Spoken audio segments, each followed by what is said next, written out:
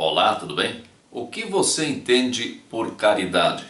No meio espírita se fala muito a respeito da caridade. O próprio lema do espiritismo é: fora da caridade não há salvação. Mas será que nós compreendemos realmente o alcance da caridade e a sua importância? Sem dúvida nenhuma, a base que nós temos para falarmos em caridade é o Evangelho. E como todos nós sabemos, o Evangelho foi escrito originalmente em grego. Então, antes de mais nada, convém dizer que não existe, no texto original grego do Evangelho, nenhuma palavra específica para designar a caridade. A Vulgata Latina, que é a tradução da Bíblia para o latim, feita por São Jerônimo na virada do século IV para o século V, traduz algumas vezes o substantivo grego ágape, que quer dizer amor, para o substantivo latino caritas, que quer dizer caridade.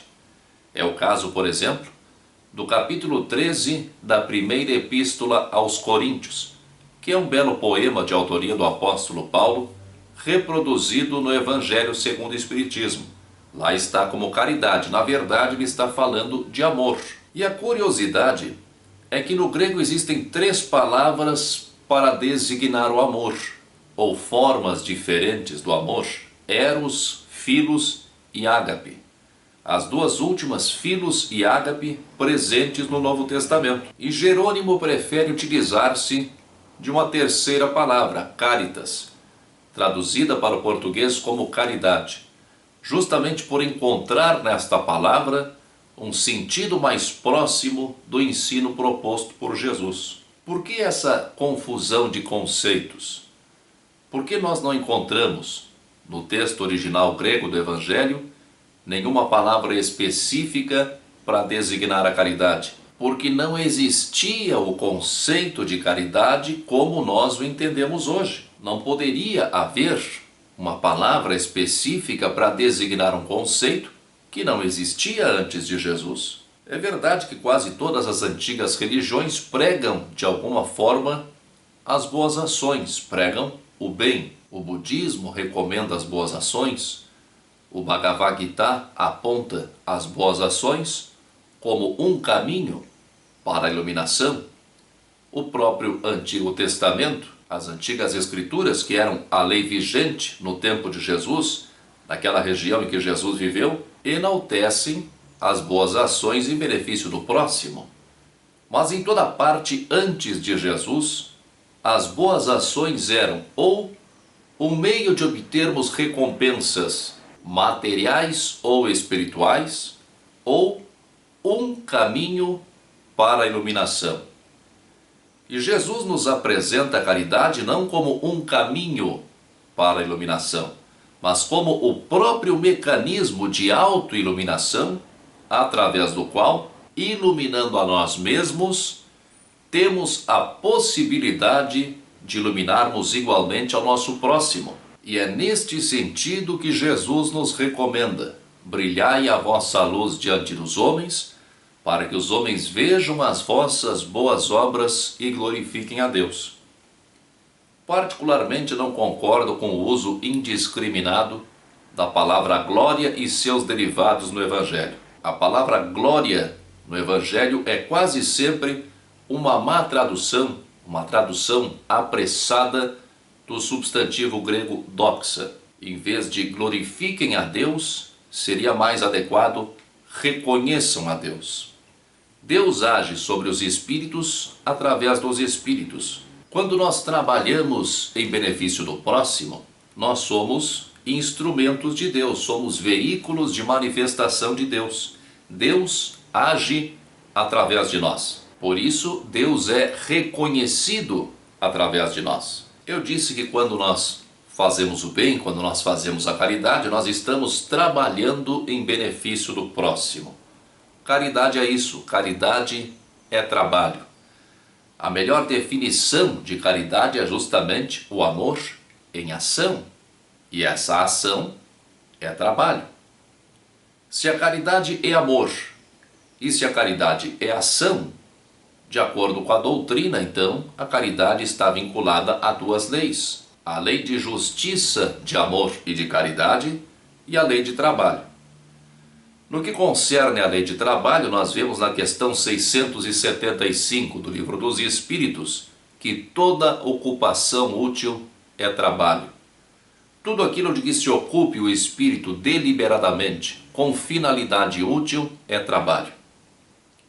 Se essa utilidade visar ao próximo, esse trabalho é caridade. E se nós exercermos esse trabalho de boa vontade e com prazer, tanto melhor para nós.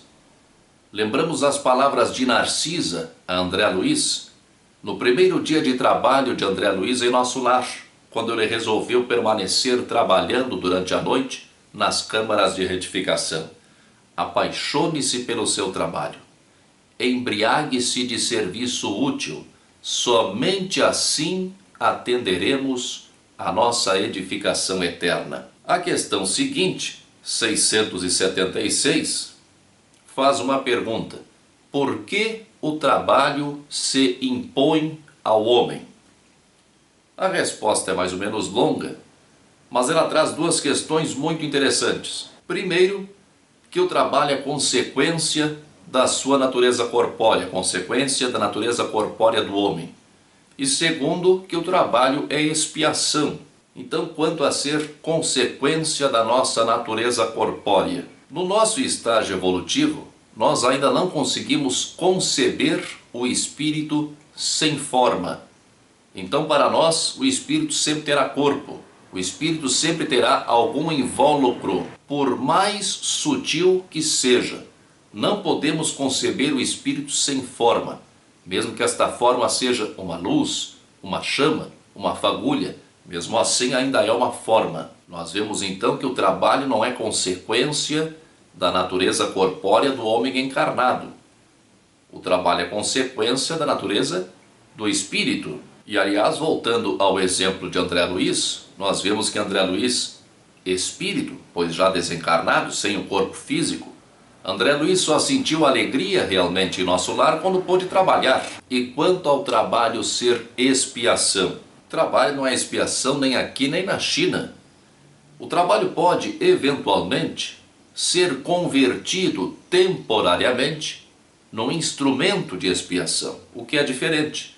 Sabemos que existem trabalhos em condições penosas, em condições subhumanas, e que determinados trabalhos para determinadas pessoas podem chocar-se com o seu orgulho, tornando-se então um meio de expiação. Mas o trabalho em si mesmo, o trabalho em sua própria natureza, ele só poderia ser considerado expiação por um espírito vagabundo. E a verdade é que faz milênios que nós, vagabundamente, interpretamos mal a natureza do trabalho, a começar pelas exposições, pelos ensinamentos a respeito do trabalho que nós encontramos nos textos sagrados, na própria Bíblia. Lá no Gênesis, primeiro livro da Bíblia, no comecinho da Bíblia, quando está escrito que Adão e Eva comeram o fruto da árvore do conhecimento do bem e do mal. Lá também é dito então que Deus os condenou. E na verdade Deus não condenou, ele apenas declarou. Mas está dito que Deus condenou o homem a comer o pão com o suor do seu rosto. Então, a partir daí, o trabalho já é visto como castigo. Mas o que é a árvore do conhecimento do bem e do mal? Ela simboliza o livre-arbítrio. O fruto da árvore do conhecimento do bem e do mal nada mais é do que a capacidade de discernir, a liberdade de escolha. E desde que o homem exerça o livre-arbítrio, ele adquire a capacidade de se tornar co-criador com Deus. A partir daí, o homem tem duas escolhas: dentro do caminho de Deus ou fora do caminho de Deus. Se ele estiver fora do caminho de Deus, ele está satânico, ele está diabólico, está se metendo a antagonista, a adversário de Deus, pois são estes os significados da palavra Satanás e da palavra diabo, que é a tradução de Satanás para o grego. E se o homem estiver dentro do caminho de Deus, ele está trabalhando no desenvolvimento da criação. E o trabalho que ele exerce em benefício do próximo o caracteriza como instrumento de Deus, veículo de manifestação de Deus. O trabalho é visto como castigo, porque antes de Adão e Eva comerem o fruto da árvore do conhecimento do bem e do mal, eles supostamente não trabalhavam, viviam no jardim do Éden sem fazer nada.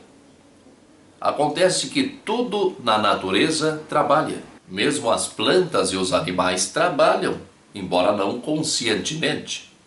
Jesus cita as aves do céu e os lírios do campo. As aves do céu não plantam e não ajuntam em celeiros. Os lírios do campo não tecem e não fiam. Eles, por não terem consciência, estão perfeitamente integrados às leis de Deus. E então eles são supridos em suas necessidades sem precisarem se preocupar com isso. Mas nós, espíritos, que temos livre-arbítrio, temos que nos integrar conscientemente às leis de Deus, trabalhando no limite de nossas forças. Em relação à lei de justiça, de amor e de caridade, a questão 879 do Livro dos Espíritos pergunta: qual seria o caráter do homem que praticasse a justiça em toda a sua pureza? A pergunta fala em justiça, praticar a justiça. Mas temos que entender que a justiça a que se refere Jesus não tem nada a ver com a justiça dos homens. Aliás, a palavra grega dikaiosinen, traduzida como justiça, seria melhor traduzida como justeza, pois na verdade é de justeza que se trata, do ajustamento às leis de Deus. Essa é a justiça a que se refere Jesus, o ajustamento às leis de Deus. Mas a resposta dos espíritos a essa pergunta de Allan Kardec é que o caráter do homem que praticasse a justiça em toda a sua pureza, que é o ajustamento às leis de Deus, seria o caráter do verdadeiro justo, a exemplo de Jesus, porque esse homem também praticaria o amor ao próximo e a caridade, sem os quais não há verdadeira justiça. Eu disse no começo que não existe no texto original grego do Evangelho nenhuma palavra específica para designar a caridade.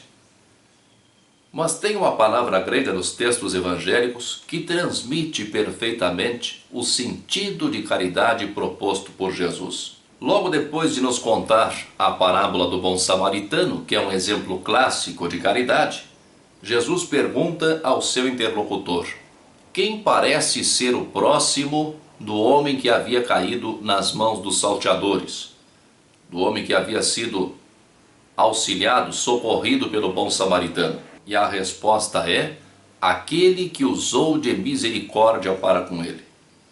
Usou de misericórdia é a tradução de poiesas tu eleus, fez o eleus.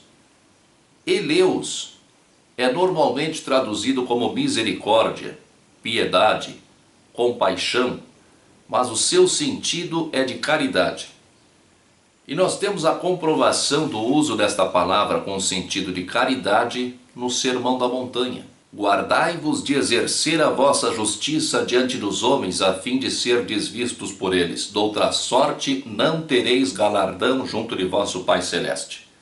Quando, pois, deres esmola, não toques trombeta diante de ti, como fazem os hipócritas nas sinagogas e nas ruas, a fim de serem vistos pelos homens.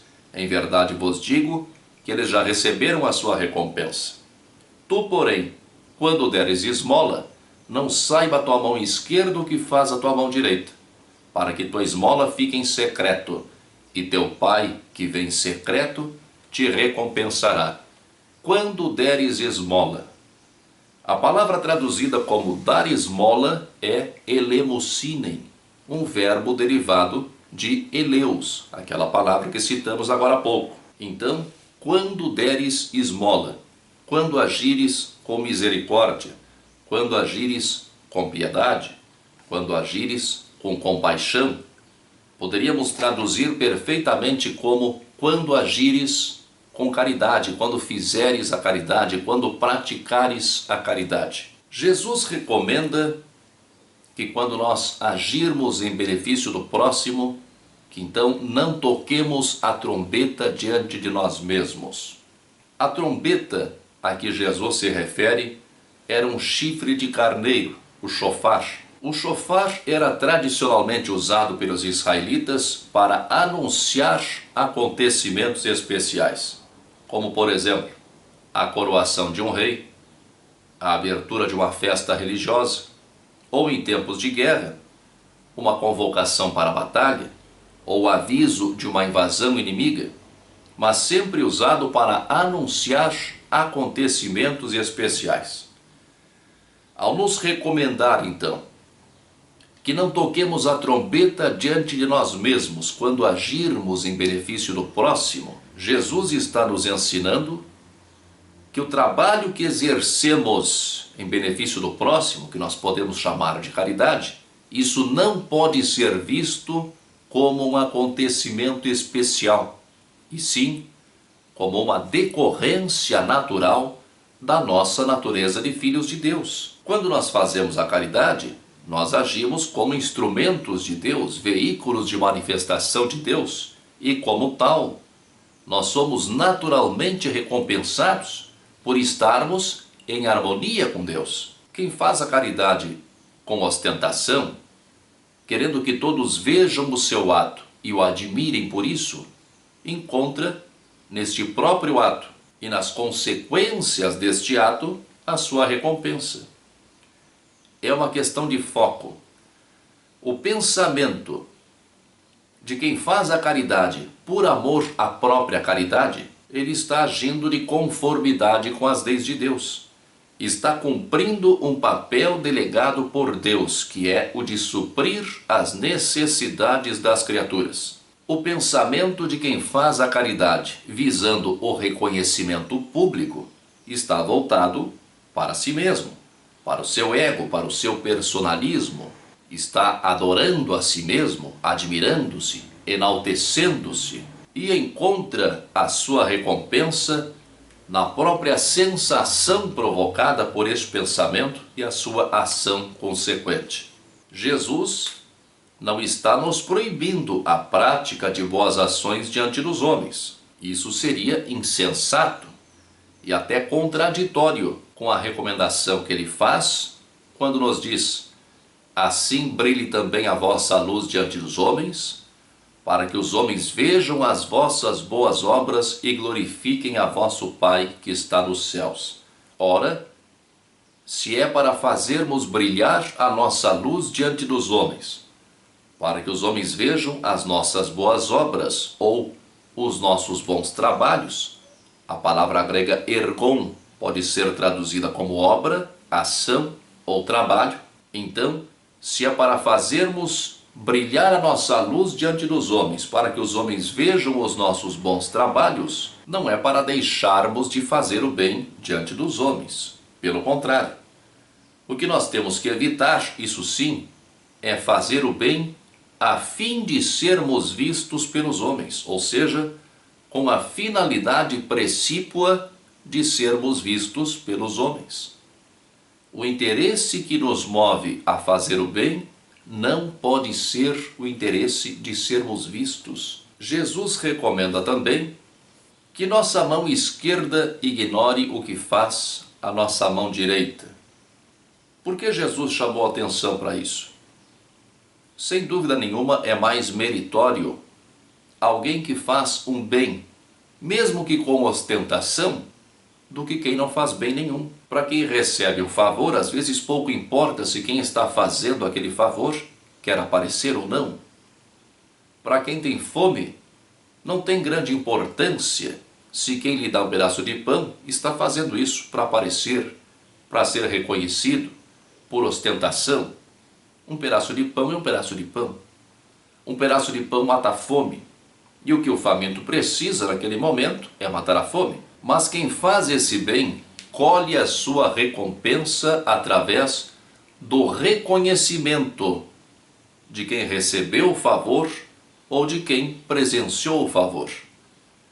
E se a pessoa que faz esse bem não recebe nenhum reconhecimento, nenhum elogio, nenhuma bajulação, ela se revolta, ela desanima e já acha que não vale a pena ajudar ninguém porque para ela são todos uns mal agradecidos.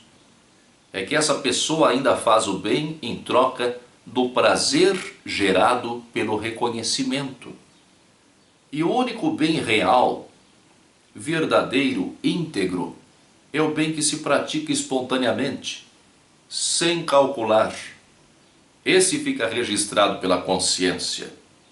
Esse nos dá a paz, a sensação maravilhosa do dever cumprido, a alegria de existir, a gratidão a Deus que sempre nos dá novas chances, novas oportunidades de nos redimirmos, permitindo a sua manifestação através de nós. Para que a tua esmola fique em secreto, e teu Pai que vem em secreto te recompensará.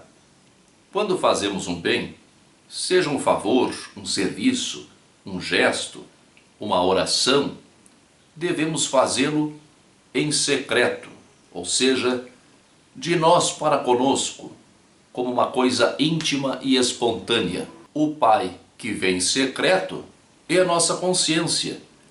Nossa consciência está sempre observando, nada escapa à consciência. Vários manuscritos antigos trazem, no final desta passagem, entofanerô, que quer dizer manifestamente.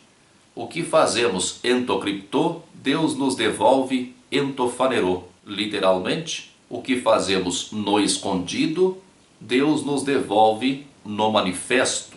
Ou, o que fazemos no escuro, Deus nos devolve no claro. Uma tradução mais literal seria assim: e teu Pai, que vê no escondido, te devolverá manifestamente. Ou seja, Deus, que vê o que se passa em nosso íntimo, devolve as nossas ações manifestamente, claramente, visivelmente. Jesus está afirmando que Deus devolve as nossas ações conforme elas são geradas em nosso íntimo.